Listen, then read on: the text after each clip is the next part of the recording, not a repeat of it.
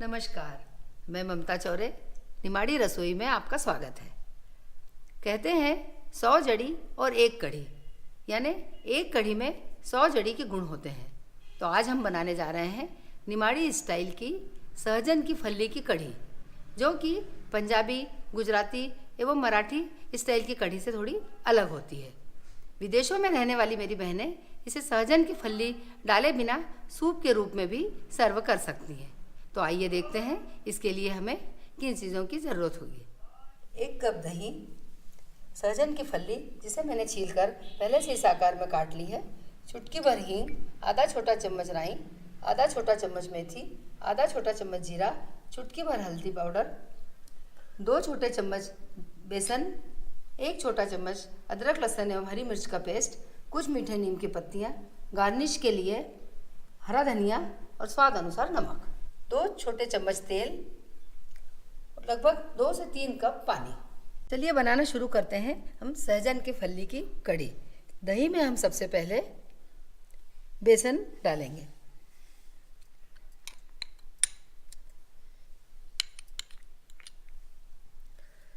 अदरक लहसुन हरी मिर्च का पेस्ट भी हम दही में ही बेसन के साथ डाल देंगे। इसके बाद हम हल्दी पाउडर डालकर इन तीनों चीज़ों को दही में अच्छी तरह से फेंटेंगे।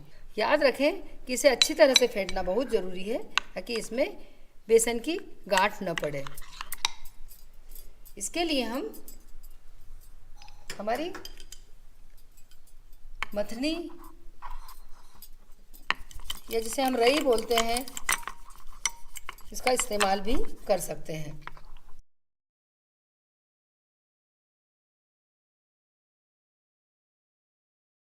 अब हम इसमें पानी डालेंगे।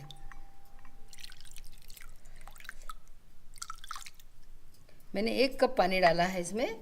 अब मैं इसमें 1 कप पानी और डालूंगी। मुझे थोड़ा गाढ़ा लग रहा है।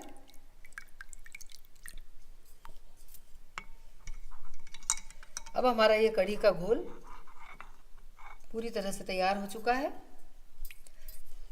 अब हम इसमें तड़का लगाएंगे। सबसे पहले हम पैन में तेल गर्म करते हैं।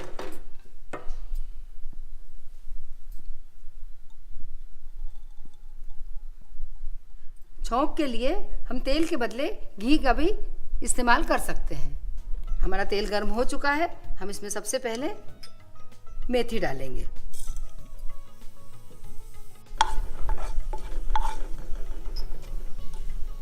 मेथी थोड़ी सी ब्राउन हो गई है। अब हम राई डालेंगे। आंच थोड़ी सी तेज कर देंगे ताकि राई तड़क सके। मेथी थोड़ी सीखना ज़रूरी है, तो ये कड़वी लगती है।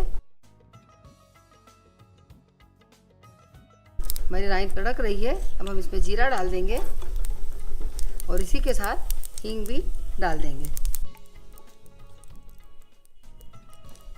मीठे नीम की पत्ती भी डाल देंगे।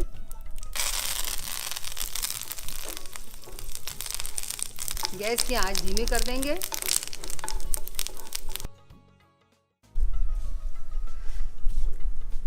मीठा नीम हमारा सिक चुका है। आंच हम धीमी कर दी है हमने। अब हम इसमें ये घोल जो हमने तैयार किया था वो घोल डाल देंगे।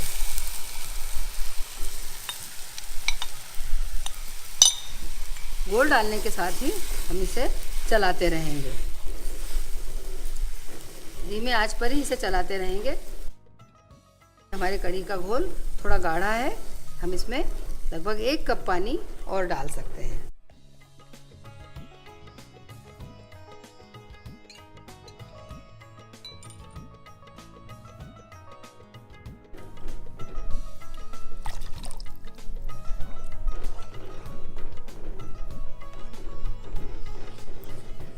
चूँकि हमें सहजन की फली भी डालना है इसमें, इसलिए हम इसे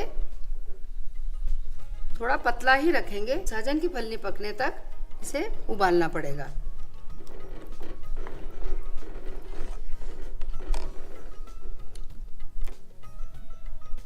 हमारी कढ़ी के अनुपात में हमारे स्वाद के हिसाब से हम सहजन की फली डाल सकते हैं।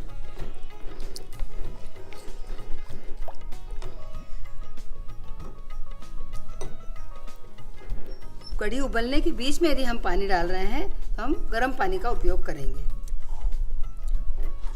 दही और बेसन को शुरू में मैंने मिक्स करने के लिए मथनी या रई का उपयोग किया था। हम इसके लिए ब्लेंडर का भी उपयोग कर सकते हैं। उबाल आने तक हम कढ़ी को लगातार चलाते रहेंगे। इस चीज़ का हमें विशेष ध्यान रखना है, नहीं तो हमारी कढ़ी फट सकती है।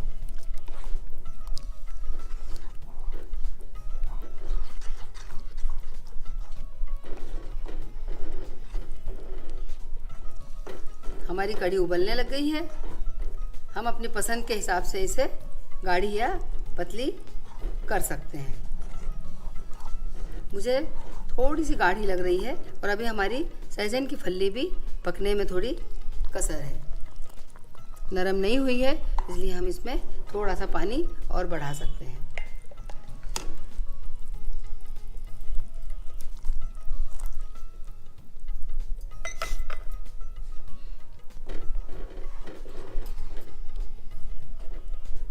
करीब 10 से 12 मिनट में हमारी ये सहजन की फली लगभग पक चुकी है, नरम हो चुकी है। हमने इसको खुले में ही पकाया है और अभी नमक भी नहीं डाला है। सहजन की फली को पकने के लिए हमने पहले से नमक इसमें नहीं डाला था।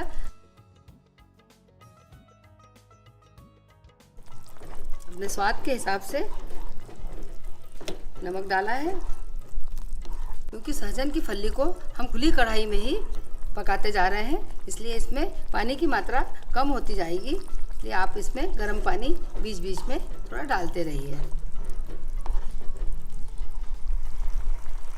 15 मिनट में हमारी कढ़ी लगभग बनकर तैयार है। अब हम गैस को बंद कर देंगे और इसे सर्व करेंगे। कढ़ी हमने बाउल में सर्व कर ली है। अब हम इसको हरा धनिया से गार्निश करेंगे।